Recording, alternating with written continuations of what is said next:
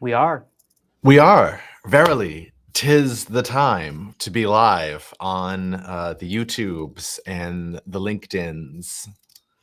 There's no better So, time to be live. it's Friday. It's noonish. We've Noonish. got noonish. We're running a couple minutes behind, so it's noonish at the moment. But it's time to do the thing as we are wont to do, and answer questions from the people who ask them, as they are wont to do.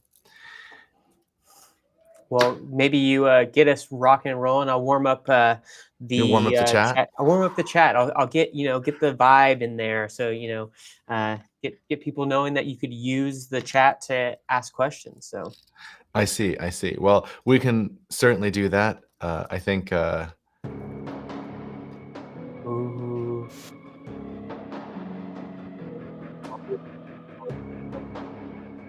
When you're theme playing here. these. There you go. Yeah. So I think that was the wrong vibe. Let's do. I think let's drop a lo-fi beat. I think that'll be the right thing. How's that? Ooh. All right. Nice. I think we're good. I think we're rocking and rolling. We're rocking and rolling. Let's dive into the question. So we didn't. I didn't even need to warm it up. We already got a question. We already got a question in the chat. Yes. So Nerwin, who did ask this on the Zero Detraction post recently as well. What is TAM and what does it stand for? So this is actually a fairly straightforward question. So TAM is total addressable market. It's the full size of the opportunity, usually referenced in dollars. So what separates a scalable, highly scalable, venture-backable startup from any other kind of startup is its ability to get really large. Because it can scale really large, investors will put money in it in exchange for equity that they can then redeem for cash when there's a liquidity event, either an IPO or an acquisition or something like that. And so in order for that big payoff to happen, they're not looking for 15% ROI. They're looking for 15,000% ROI. They're looking for a completely different scale of return. And for that to happen, in order to have that really massive return, you have to have really massive scale. In order to have really massive scale, you have to have a really big market that you're playing in. So the total addressable market is the overall size of that market. And so there are different ways to think about it. But one is like, okay, what, if there are competitors in this space, what are all of the customers right now spending on competitors to try to solve this problem? Or what is all of the dollars that customers are putting towards solving this in other ways? Maybe they're doing that by hiring employees to do things that your software is going to take care of, et cetera.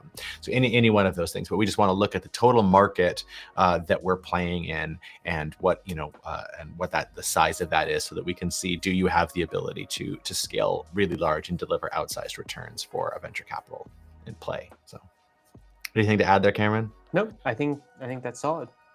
All right, cool. Good question here. Now, we do have 6 questions that were pre-submitted in advance. We always prioritize the live ones, so get those in the chat. But because we have 6, I will return to our trusty Dungeons and Dragons dice, although I don't need them because we're just doing a standard 6-sided die here. Are you the dungeon master here currently? I am the dungeon master. Welcome to the dungeon. Cameron, I would ask you to roll for initiative. I've never played Dungeons and Dragons, so, okay. So I don't know what I do. What do I do with my hands? Well, you would need the die, but it's okay. All right, I will roll 4. We're gonna go to question 4. All right. All right. So this is B2B SaaS for academic researchers applying for grants. They have an MVP in progress. Researchers we've talked to spend 40 plus hours on each grant application and desperately need help, but universities control all the budgets and researchers have zero purchasing power.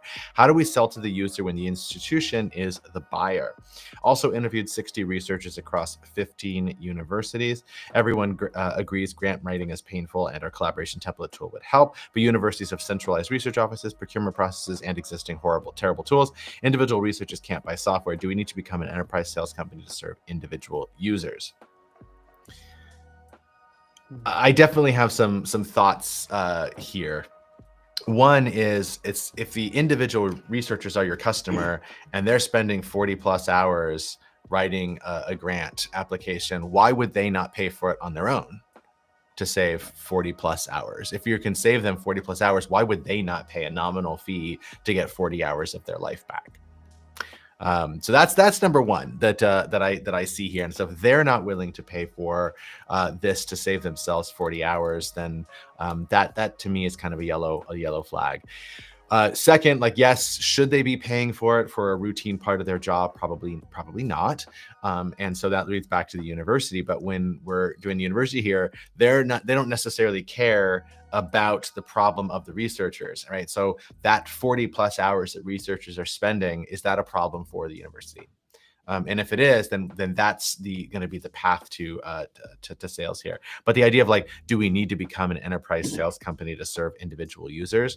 Well, it sounds like you're thinking you want to be an enterprise sales company by saying that you want to sell to you said the institution is the buyer, right? So that sounds like you're making that decision. But if the researchers themselves won't buy it to save themselves 40 hours of time, then you have no choice but to do the enterprise sales thing and try to sell the universities themselves.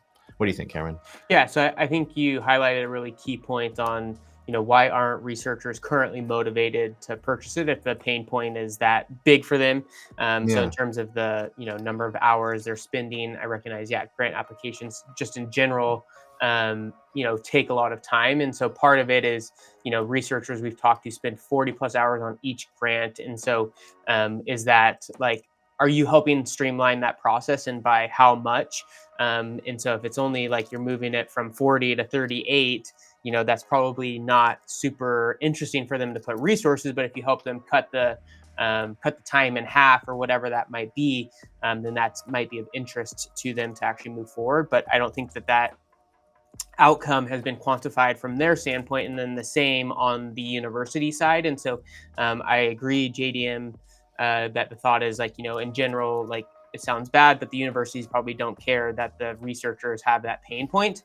What they do care about is the number of grant submissions and the number of grant submissions that yield dollars to the university, because they get admin costs. And so if you help position that this will allow researchers to submit 2x the number of grant applications, therefore increasing the number of opportunities to bring in research dollars, which therefore increase admin overhead that comes into the university, or indirect cost, as we would say, then that would make sense as a positioning to them of like, hey, your small investment into this to provide this tool to your researchers, you're going to get more opportunities, and it's likely to pay itself off in X period of time. And so you have to quantify the problem, not just purely in terms of time savings, but does the time savings yield more applications, and more applications then yield more grant dollars, which then therefore means a better business in terms of research as a vehicle for indirect costs. Couldn't agree more. Let us return to the gods of office hours for our next question. 6, going all the way to the bottom of the barrel here. This is B2B SaaS for franchise owners of service businesses like cleaning, pest control, and lawn care. They're at 380,000 ARR, helping franchise owners manage their operations, but franchisors keep launching their own competing software and requiring franchisees to use it. How do we build a defensible business when our customers' corporate parents are our competition? 125 franchise locations, paying $250 a month average across various brands. Lost 18 customers this year when franchisors mandated corporate software. Franchisees prefer our tool but have no choice, considering pivoting to sell the franchisees directly, but that's 50 potential customers instead of 5,000 franchise locations. Different economics entirely. I think you've kind of answered your own question there. Yeah. Because you have a defensibility problem because you don't hold the cards here, and the franchisors see the opportunity for them to make a little extra Skrilla by doing what you're doing, and they hold all the cards. And so since you didn't say how many franchises this has happened with. It's 18 like locations, but I don't know how, is that one franchise or is that a series of franchisors? I don't know. But if that's like it's really a systemic risk, then you really can't defensively sell to them. It just doesn't work. And so I see a couple of options. So one, yes, you could pivot to try to sell the franchisors, and yes, it is a smaller pool of potential customers. But if they have a big, severe and urgent pain that you can solve for them, then that's great. Although I haven't heard what that would even be, so I don't know why they would opt for your solution as opposed to the one that they're clearly comfortable building on their own. Or the second option is it just might not be franchise owners that you're targeting here. That might just be the wrong customer base. And so the operations that you're helping them manage of service businesses, would that work for non-franchise owners of service businesses? I don't know. Do you have better news, Cameron? No, I don't have. I think they did answer their question. I think, a major option is to go to the franchisors and see if that's, an opportunity. And it's more of, at that point, then a top-down approach. Obviously, yeah, your like business model is going to shift in terms of how you're going to market and, the way you're monetizing it in terms of the economics. But like, that's not that's figure outable more so than you just continuing to get gobbled up by the franchisors that are continuing to add this on. So, if it was just one or two that you're seeing, but you've lost 18 customers, is pretty significant. In the case of, I don't know exactly how many you have, or I guess it was, it was over 10% of your customers. So I think that's a key component to be thinking about, was like, maybe there is a different strategy. And instead of them having to build it and have this top-down approach, they're partnering with you to help solve that problem for their franchisees, and it helps position them in a better way with the other franchisees. So, cool. All right. Let me. I'm gonna see if there's. We have some new people hopping in, so just want you to know. Feel free to use the chat. Feel free to use that chat feature to ask any questions. Also, thanks Alexander for wanting to connect with other people there. So if you guys want to connect with one another, you can see each other if you actually put your name in the chat there. So we'd love to hear what questions. We got a question here about how could we help make it a success from a startup in Iraq. So maybe Hawar would love to hear what your startup is and maybe where you're running into challenges. So, and what success looks like. Yeah. Give us a few more details in the chat. Love to tackle that one. We always prioritize the live questions, so drop those down into the chat. In the meantime, the gods will take us to the next place. So we already did that one. All right, question 5, and then we'll just go in order from now on so things don't get ridiculous. So this is a marketplace for local tour guides offering walking tours and experiences. All right, they're at the paid pilot stage. We have 45 tour guides and 600 tourists on our platform, but tourists mostly book through Airbnb Experience or Viator, where they already have accounts. How do we compete with platforms that have 100 million users and established trust? The guides pay us $15 a month to list their tours, completed 80 bookings in 3 months at a 15% commission. Guides like our lower fees versus Airbnb, 15% versus 20%, but tourists don't want another app, considering a white label solution for tourism boards or hotel concierge instead of direct consumer marketplace.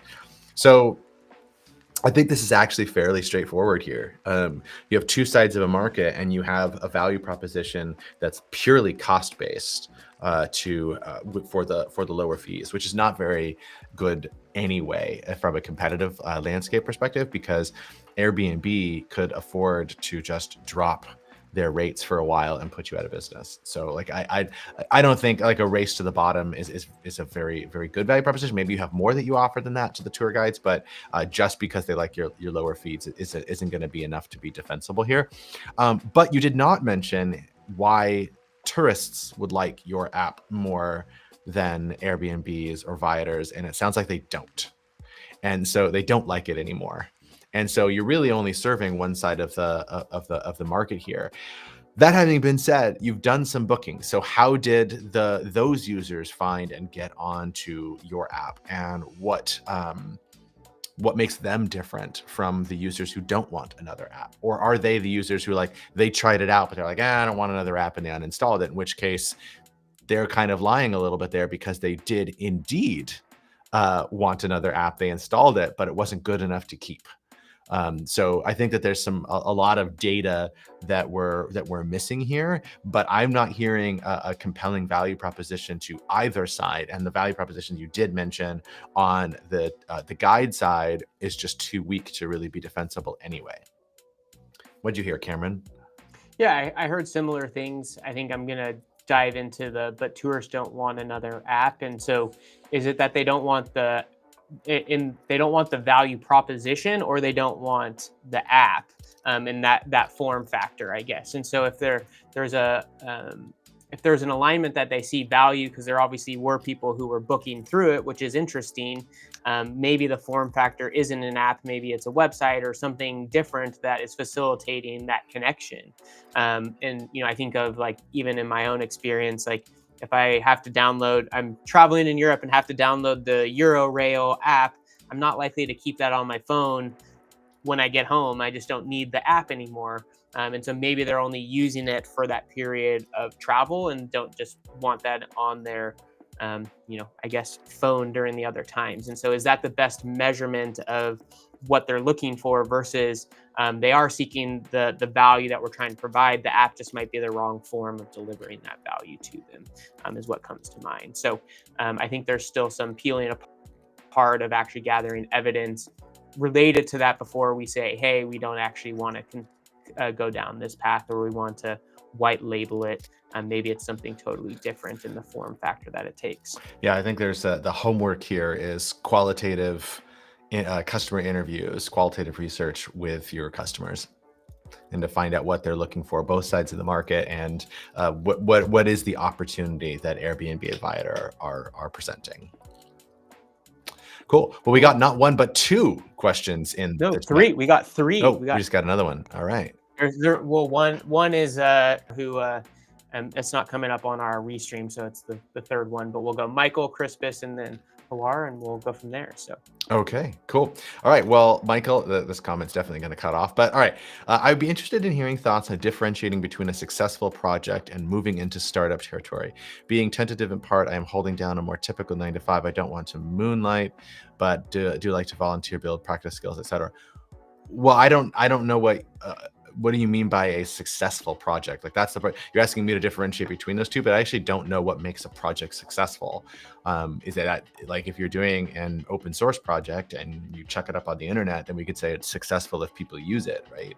And then we could set a benchmark of success around the number of times that it's, that the repo is cloned, or the number of times that a package is downloaded from npm or something. Like, there's something that we could look at there. But otherwise, like, what makes a project successful, and why is that different fundamentally than being in a startup? I could say more about, like, the second part of this, but Cameron, I'll leave some space for you. I think maybe if I'm reading between the lines, and thanks, Michael, for the comment, I think part of it is if it's like, we created a successful project, meaning the, like, technology works. That's how I'm going to maybe interpret this.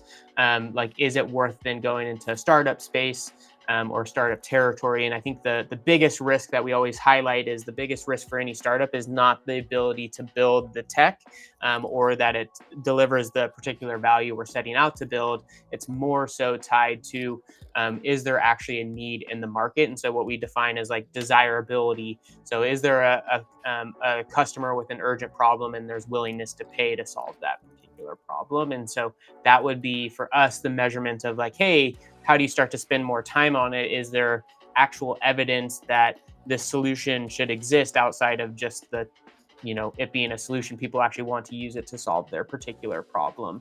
And so that's kind of how we would, position it. But we recognize, a lot of people who come from a technical side go and build, and then they want to see if there's a market need for it. And so if that's the case, part of it is to then maybe put the building on the shelf for a moment or two, and then go do some discovery work to see if there's actually desirability and viability with the business going forward. So.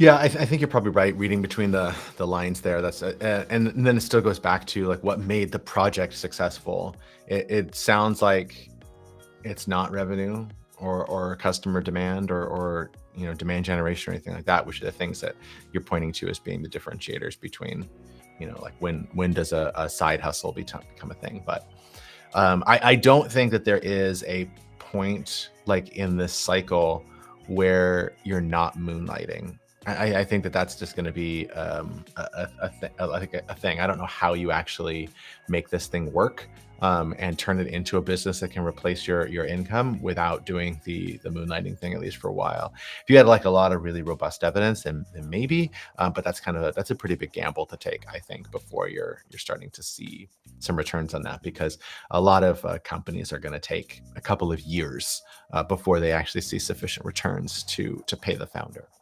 So, Couldn't agree more. all right, cool. Cool. All right, All right. we'll move on to Chris. Oh, sorry. I think we both. All right. Why don't you read this? Do you have this one open on LinkedIn, Cameron? Yeah, I can read it here. So, hi, JDM and Cameron. I'm at the idea stage building a platform that helps AI and data tutors run live cohorts and courses without juggling multiple tools. My core assumptions are learners jump across platforms without guided career outcomes. Tutors rely on too many tools to build, market, and sell. If you were me, what are the top 3 steps you'd take to validate this and find real traction? All right. Well, I mean, the very first thing, like you listed some core assumptions, so those are great. Well done. So I think the first thing I do is validate those assumptions. So I would talk to as far as like tactical steps. The first 2 would be to talk to those 2 sides of the market.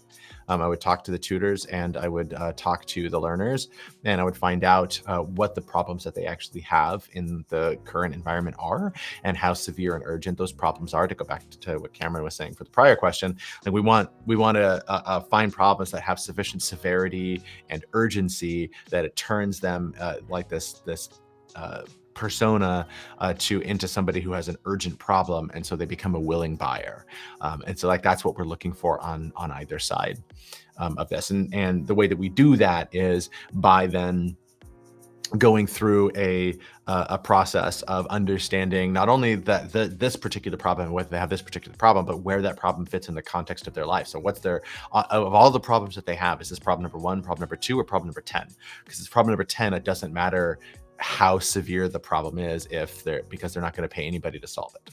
And they're not going to do anything different to try to solve it. They're not going to dedicate any resources, including mental bandwidth, to try to solve it until it's problem number 1, 2, or 3 on their list. And so that would be the first 2 out of 3 steps that I would do, is talk to customers. I'm curious if my list lines up with Cameron's. And then I think once I have those 2, if I'm starting to smell something's on the right track, then I might do some testing around where I can find them, and to see like because since you're doing something that's like, since you're doing a platform, like one question that I have, it sounds like the user, the primary user and the payer are the tutors, and they're going to bring their own customers. And if that's not true, and if it's more of a platform or a marketplace where you're connecting those 2 together, then I have additional questions. But if the tutors are, they have their own landing page, they're doing their own marketing, they're selling customers, and then they just need them to sign up for this tool through them. Think of something like Circle as an equivalent platform, or Udemy or whatever. Although Udemy is kind of a hybrid there, but so let's just go with Circle. Then, if that's the case, then we just want to test to see if we can get in front of the tutors and test demand there. But if it's more of that marketplace or platform play, then we're going to need to look to ensure that we can get liquidity. And then it's going to be like, okay, so how can we ensure that we can get not only just any tutors and any learners, but get both the tutors and the learners that can match up. Because if we have a bunch of tutors who teach one thing and a bunch of learners that teach something else, we have no liquidity on the platform. No transactions will actually happen. So those would be, I think, the top things that I would do. Cameron, what's your list? My list? You want to hear my list? It was probably create a pitch deck, go build tech, and meet Shark with Tank. investors. Product hunt. No, I think you're dead on. Was like, you've already highlighted your assumptions, which you're, I would say, quite a number of steps ahead of most people at this stage, right? They're not willing to maybe look in the mirror and see that they have these assumptions that they need to go systematically test. So kudos to you, Chris, for doing that work.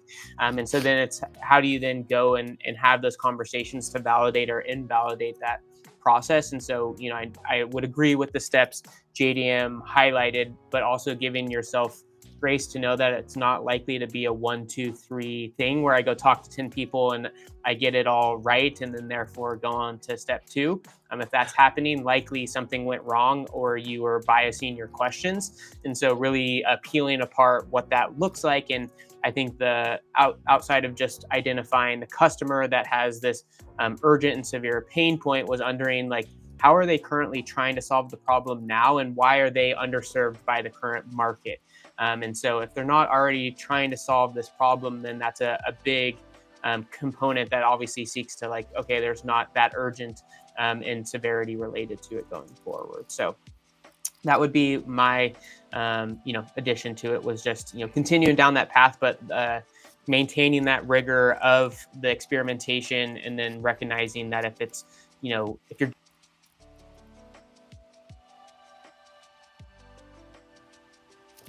not I don't know if doing that's me doing or it oh. right.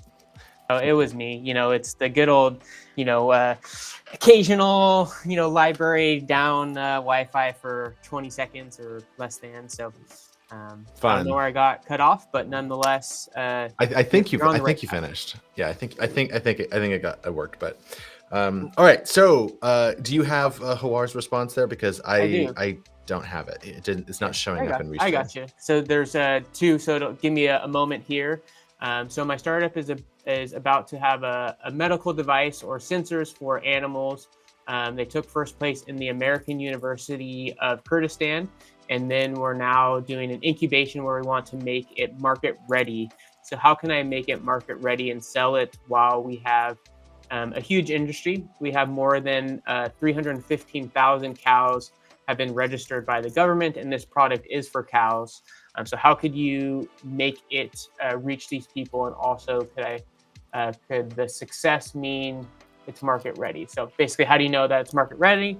And then working towards overall gaining some investment. They have a team, have a developer, and they have a vet instructor who's helping with the product design. And they're going to be pricing it at $60 per cow, is basically what I'm hearing. And then the last context was in Iraq, we're having a revolution in startups and business development. Lately, the government has been supporting the private sector. Are you interested in working in Iraq and sharing your experience so that both sides can benefit? I can help with that if you're interested. So, one, thank you for the context and information there. So, just kind of, I think, in diving into your additional context, I think what I would love to hear more about, and this is maybe less of a question for the chat, but maybe more of feedback as you introduce the startup that you're working on, is like, who are you targeting, and what is the problem you're solving for, and how is their life better with your solution? So we were very kind of solution heavy in the way that we were articulating what we created, and that it's for cows, but I'm not sure what the like benefit or outcome is. Is it for the farmers, and is it helping them better track the animals? Is it to help them better understand the health of their herd, right? So what is the value they're getting out of it? And so positioning it that way, similar to Chris's, thought process was, if you're heading down this path of developing the tech, which you already kind of seem to have done, was we then wanted to transition into, really getting strong evidence that there's desirability in solving this particular problem, and that there's a willingness to pay, and in a in a way that actually is viable for the business, right? So if you're selling it at $60 and it costs $200 to create the medical device, does that actually pan out in the long run, or do you have a subscription or other things on top of that to make it monetizable going forward? And then lastly, we're always happy to support founders. So feel free to continue to plug into our office hours, or if you have specific, questions of ways to plug in. I think we got connected through the Global X solution program. So happy, or the IREX Global Solutions program. So happy to continue to support and engage you all. If this was the concept we're pushing through in that program, kudos to you for push down that path. So that's all I have. I don't know if JDM, if you have anything in addition to that.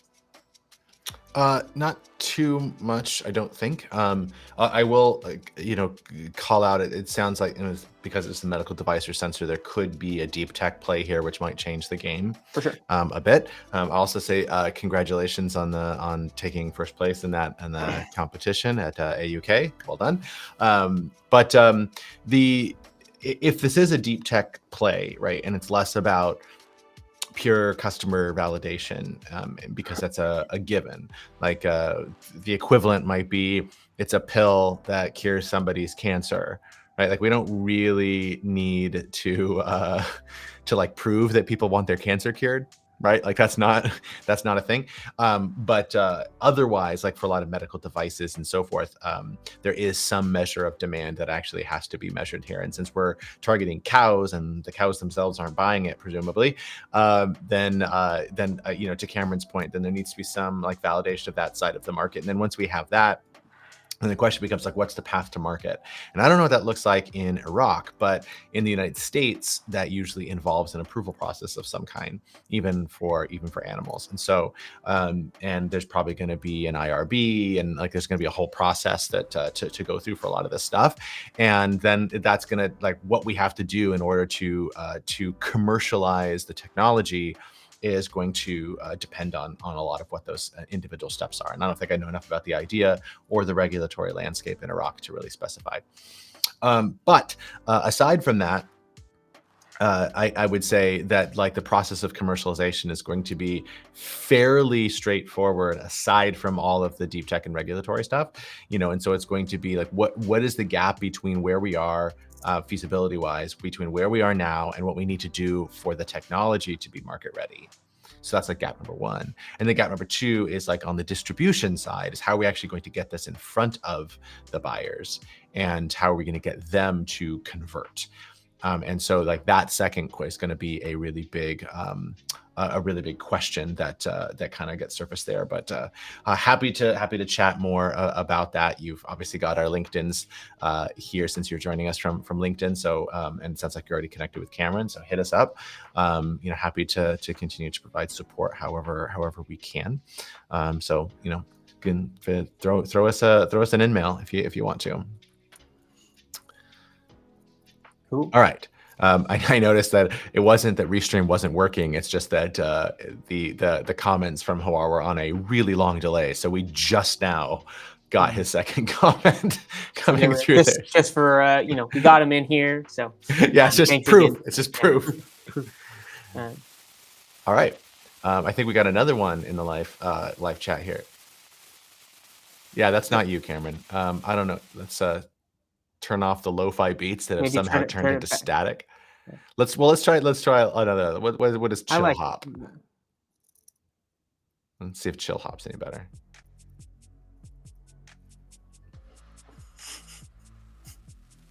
What do you guys think? Is this good? Let us know. Maybe we'll see. We got another comment in here as well, but let's tackle Hung's question here. So I'll throw it on up. And again, thanks for the thanks for the vulnerability in sharing, for sure. So, all right, I'll read it out, and we'll go from there. So, as an entrepreneur, I struggle constantly with self-doubt. I'm in the ideation and planning stages and lack execution. What tips or advices do you have to overcome this? I've started networking and going to events to help build support of like-minded people, and it has helped a lot. So thanks. So maybe do you want me to kick off and then maybe you go from there, or where do you want to start? Sure. So I think that, one, you're not alone, and entrepreneurship is certainly, one, super vulnerable, and, ultimately you're going into a world where, you're trying to create something that, people might not fully understand, and you're kind of going through this process of trying to bring something that doesn't exist into in existence. So there's naturally a lot of challenges in that process. And so just one, continue to seek resources, that being, the Traction Lab and, other types of resources. We're certainly here to support you in that process. But I think I don't know if it's one piece of advice, but one thought that comes to mind for me is, thinking through loving the problem, not the solution. And we often bring in this phrase, but I think one of the things is it helps you detach from your idea. And so it's not about your idea, it's about actually getting to know people and understanding their pain points. And when we give ourselves that permission, we don't have to be the expert. We lay out, these are our assumptions, but we're ultimately just getting to understand the human experience in this problem space, and seeing if then the solution that we believe is out there will actually solve that particular problem. And so if we kind of give ourselves that permission to love the problem, not the solution, we can then kind of shelf the solution and then understand and engage customers in that process. But overall, I think the more you plug into these types of events, you see everyone's trying to figure it out as well. And so, that's certainly part of the process. And we do the same thing at the Traction Lab, right? We're always pushing ourselves to explore new things and, push ourselves out of our comfort zone. And, naturally, entrepreneurship isn't going to be something that's just the most safe thing to do, or else everyone would be doing it. And so kudos to you for pursuing it, and know that we're in your corner to support you in that process. So I don't know if JDM, if you have anything additionally to add. Yeah, two things that I'll add. So, or just kind of come at it from a different perspective. So, one is the discomfort that you're feeling. A lot of people will talk about imposter syndrome. Especially in the entrepreneurship space, where we feel like we don't have the sufficient whatever expertise, credibility, et cetera, to kind of engage in this. And one of the things that I want to call out when it comes to entrepreneurship, imposter syndrome isn't a syndrome. It's real. It's the state of things. We are imposters. That's what we're doing. And so being an entrepreneur is signing up to try to build and sell something that does not exist, at least not yet, right? We're trying to create value out of nothing.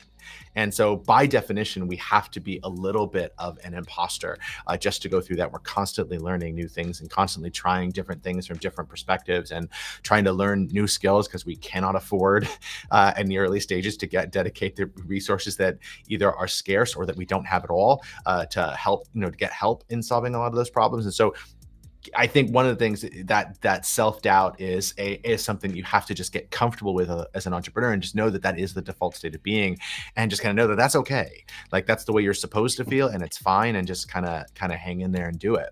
The second thing that I'll say is, like, that self-doubt you could turn into an asset. Because one of the things that makes an entrepreneur successful is their ability to very rapidly disprove themselves. And this is something that generally successful people do anyway, is to ask, let's assume for a second that I'm wrong. How can I prove that I'm wrong? And so if you take that self-doubt and turn it into, well, I can run, if I think I'm wrong on this little thing, how can I run an experiment to prove that I'm actually wrong? And then you go and run that experiment, and the process of entrepreneurship is just the definition of that negative space. And you're just kind of proving through going through the process that you are in fact not wrong. But you can only do that by, saying what, disproving the things that you once thought were true.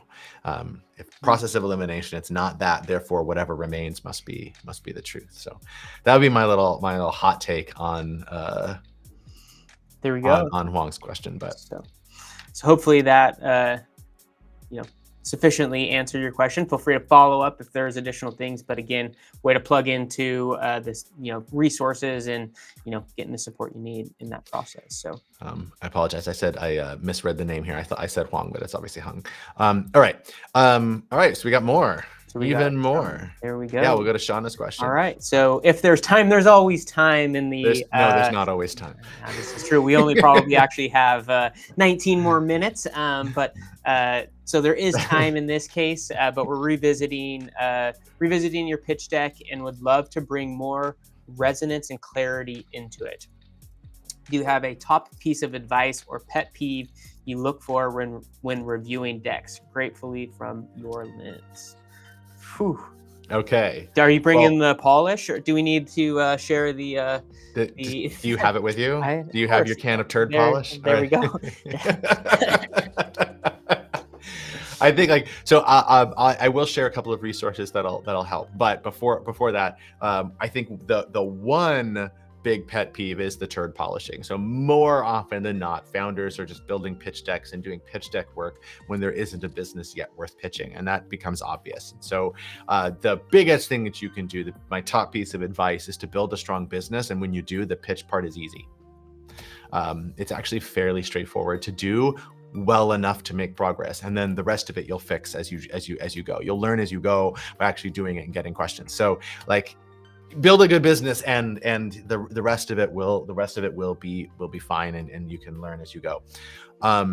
Couple of resources that I'll share before I let Cameron share his things there. We did an episode of Zero to Traction a few months back that I don't remember what it was called. We'll find it, but we had one of our friends who's in venture capital come on, and the three of us just kind of went for a while on the pet peeves that investors have when they read pitches. So there's that one. Another thing is there was an article on traction thinking from maybe August, September, somewhere the last few months, that was called "Your Pitch Deck is a Crime Scene." And it was all of the major mistakes that people make in the deck itself. So you can check out, I think there's like 5 or 6 mistakes that you can find in there. And then there was an article a little bit further back on, I don't remember what it was called, but it was on traction thinking. That was a set of mindset shifts. So here, like there's 5 like common mistakes that people made, and then 5 mindset shifts to help you kind of focus more on the pitch itself. So those 3 resources would be ones that I would recommend to check out if you're curious about pet peeves that we often see. And then there's lots of, we write articles, every week, these deep dives on traction thinking, and very often it's they relate in some way to the pitch. So we had one recently on TAM a few weeks back. It was on the total addressable market, and how you can define that poorly, about how niches show up in pitches or not. And so there's a whole wealth of knowledge here, but if you just want to focus on the pet peeves, I would go to those 3 resources that I mentioned. Cameron, you got something spicier? Nothing spicier. I think you were pretty spicy to start, but I think the biggest thing for us, and is actually kind of why we actually created the Traction Lab, was we felt like a lot of programming was more focused on the pitch deck creation component, which is oftentimes can be, hey, here's the components of my business model. But we got into, I think oftentimes we see founders getting into the business of building pitch decks, and so they feel like their job is perpetually to always be building a pitch deck, versus it being building the business and then having the pitch deck be the communication tool that articulates all the evidence that you've sufficiently gathered throughout the process of actually starting up your business. And so when we think about it as a tool of communication, our traction and evidence, the pet peeve that I often see, and maybe more specific, is one, just not like a coherent story from, this is who I'm targeting, this is their pain points, this is how I know that those pain points exist, right?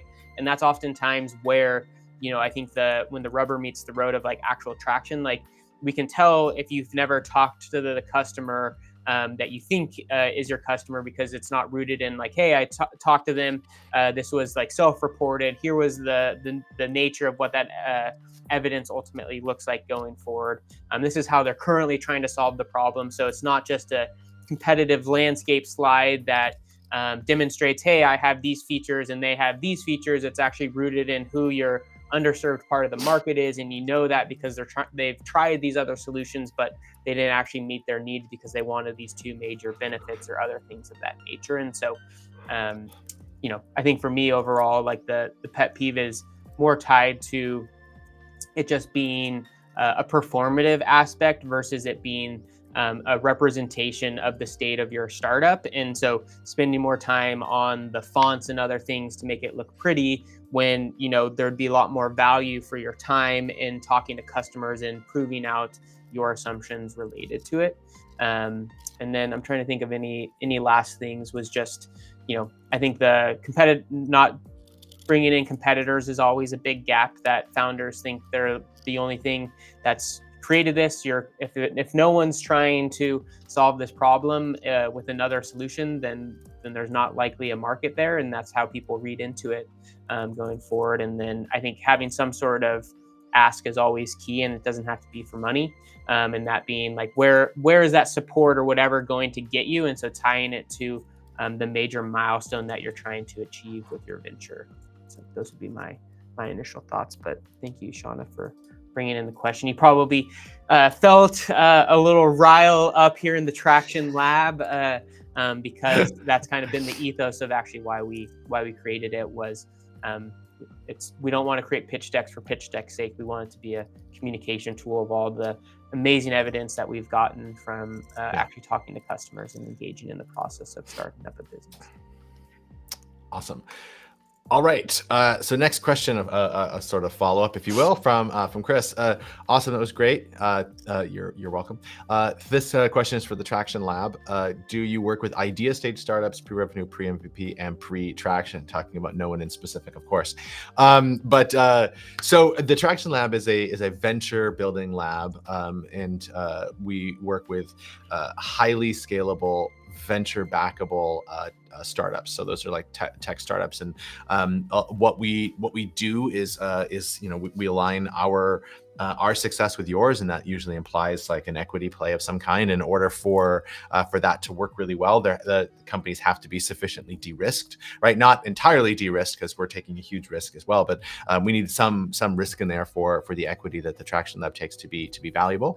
And so the pre-revenue, pre-MVP, pre-traction ones don't fit into that mold. But because that is a small subset of them at the Traction Lab, we do have other offerings that are specifically targeted at people from idea all the way through Series A is kind of where, and that's kind of where we stop. But so if you're looking for some support and want to get the Traction Lab perspective and bring in our traction science methodology into the picture and kind of figure out what that might look like, then throw us a DM, and we can certainly have a chat about how the Traction Lab can support what you've got going on. So anything to add to there, Cameron? No, I think you crushed it.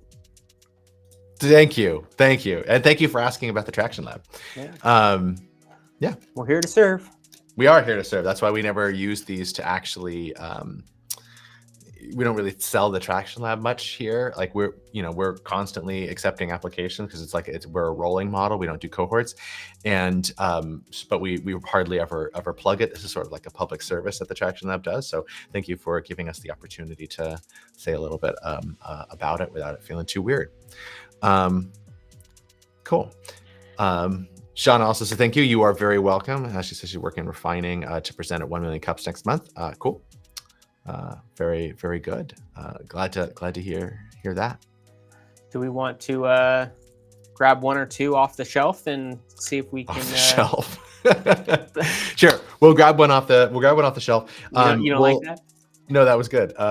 As opposed to from the Greek chorus that is watching live here.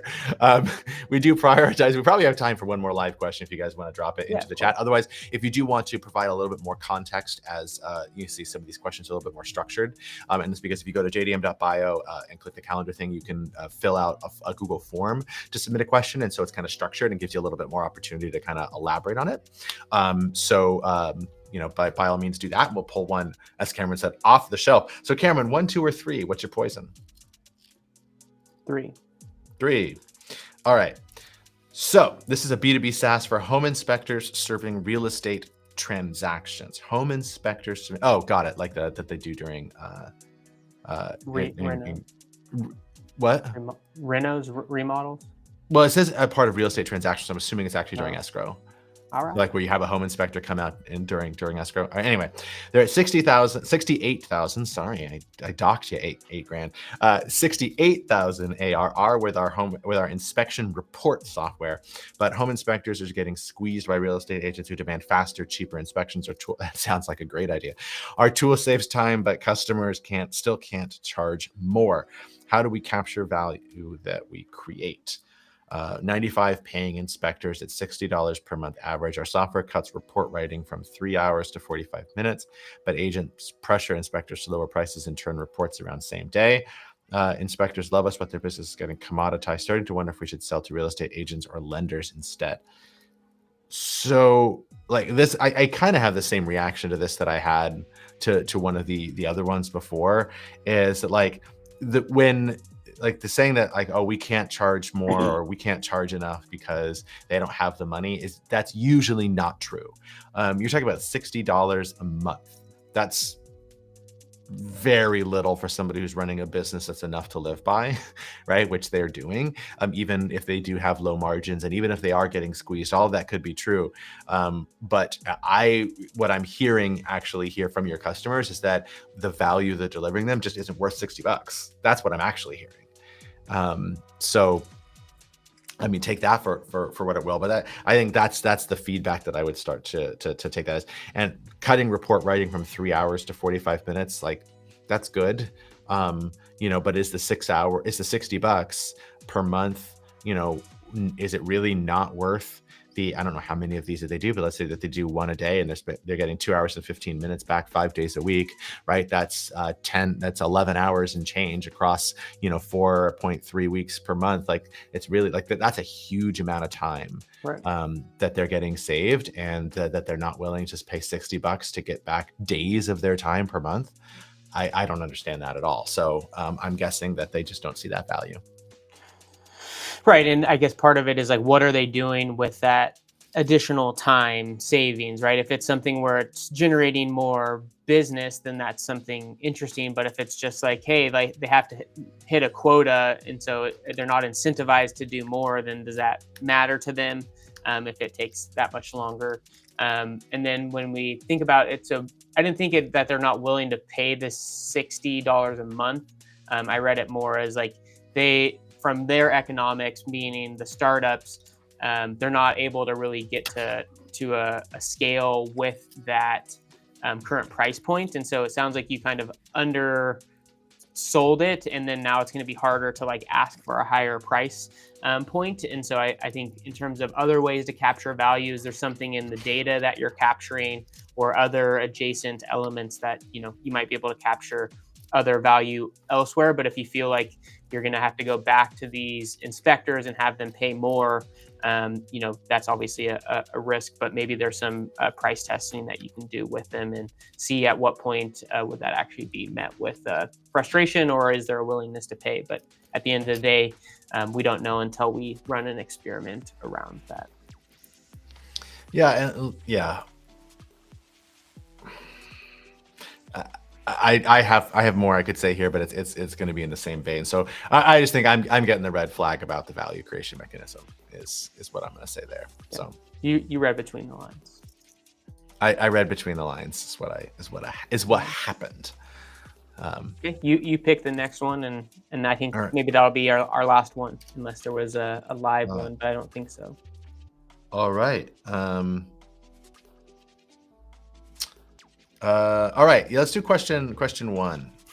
This is a B2B SaaS for independent bookstores with physical locations. They are at the unpaid pilot stage. And bookstore owners in our pilots love our inventory and event management software, but most stores barely break even and can't justify $150 per month for software. How do we serve a market we care about that fundamentally can't afford us?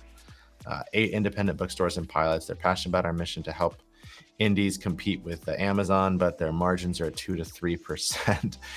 Store owners say that they'd rather just spend the $150 a month on a part-time employee, and we're considering a non-profit model or maybe dramatically lowering our prices, but we're concerned that our unit economics maybe it won't work. Okay. I'm not sure how much $150 a month on a part-time employee. I mean, you're basically hiring that person for, I don't know, I don't know exactly what minimum wage is, but it's not for many hours in a month that you're getting from that person. And if you think that person's going to be able to deliver more value than your software, then there's something obviously to be working through. It's interesting. I actually, we're both reading something different between the lines here, because I interpreted it as they have a part-time employee that they want to just give $150 more Oh, to, that in is. order to like get a little bit, like we'll just pay Oh, them the $150 to get some of this stuff done for us, as opposed to hiring somebody new. But I don't know. well, I mean, Um, even then, right? Like, is it that much more time to get the value that, like, it sounds like then maybe they're not seeing that much savings or whatever from whether that's time or money from the $150 they're spending on your solution, right? And so if they're right, second guessing the part-time employee versus your software, the savings isn't equated to what they're ultimately getting from your software, or it hasn't right, clearly been positioned to them in that way, or maybe you haven't quantified it for them yet. And so that's part of the, if you're helping them cut costs, then maybe they spend $150, but you cut costs and you save them $1,000 a month. Now they can pay that person $1,000 a month to do more work, which there is the opportunity, but you might not be communicating that value to them overall. And just based on how it was written currently, I'm not seeing that either. yeah, and $150 per month. That's what, 10 to 15 hours of work, depending on what state you're in, and so 10 to 15 hours of work at the high end for this per month. And so if you're only saving them 10 to 15 hours of work that a part-time employee can do, like that's not, that sounds like it's just not super valuable for them. Um, like I do like your passion for independent bookstores. I think that's amazing. I like that your passion is sufficient that you're considering a nonprofit model, but a nonprofit model isn't going to solve the problem either. Because you're still going to have to find a way to generate revenue off of this thing in order to even sustain the nonprofit. You could try to do some type of open source project, right? That they can do, but I mean, I don't know. Like, if that's something that you really want to do as some of your giving back time, then that's great. But otherwise, I think, is there a way that we can ratchet up the value that we're actually delivering to these independent bookstores? To Cameron's point, like if we can save them $1,000 a month, that's maybe much more interesting than if we're just trading $150 for $150. So, and yeah, I mean, I'm also interested in why your unit economics don't work. Is that a customer acquisition cost problem? I'm just kind of curious about that, because $150 per month, for SaaS is high. Not high like in terms of too high. I'm just saying that, like, that's, as opposed to 10, 20, $30 a month, something like that, $150 per month is a little bit higher. And so I'm guessing that might be some outside sales that have to happen in there. And so is there a way that we can actually change our customer acquisition strategy so that we lower our customer acquisition cost and therefore make the unit economics work? So that's just another thought that I had. But that takes us to the end of our time today. I'm just about to go into frivolous thoughts, but that's not where we are Well, I do today. have a frivolous thought because I didn't really know the etymology of moonlight, and thought that would be an interesting fun fact. Isn't it just a job that you do when the moon is out, as opposed to when the sun is out? But it's Like, you the do it during the etymology, like moonlight? where it came from. When did moonlighting? So the original meaning was referred to illegal or secret activities carried out at night by the light of the moon. So think of moonlighters were agrarian rebels or poachers that were doing illegal things in the evening. So it wasn't just purely working late night. Okay. All right. So continuing along the illustrious tradition of the, murderous band of ruffians from our moonlighting past, the entrepreneurs plug forth. So we'll dedicate this issue of Office Hours to the moonlighters out there. All All right, right. all Well, right, all right. for those of you all watching live, have a fantastic weekend. For those of you watching this on the replay, have a fantastic rest of your day, whatever day it is. You can submit a question in advance at jdm.bio, or you can always join us live. We prioritize the live questions, drop them into the chat. Have a rip-roaring good time. Thank you everybody today who asked questions. We appreciate it. We love you guys. And always hit us up with whatever it is that we can help with startups. I'm not moving a couch for you, but with your startup, we'll do that. And then Cameron, thanks for organizing and doing all the outreach and getting everybody here today. Yeah, thank you all. It was great to have so many people in the space, and love all the questions and engagement. So we hope to see you next week. We'll be back at it, and have a great rest of your day and a good weekend. And go Kings, light the beam.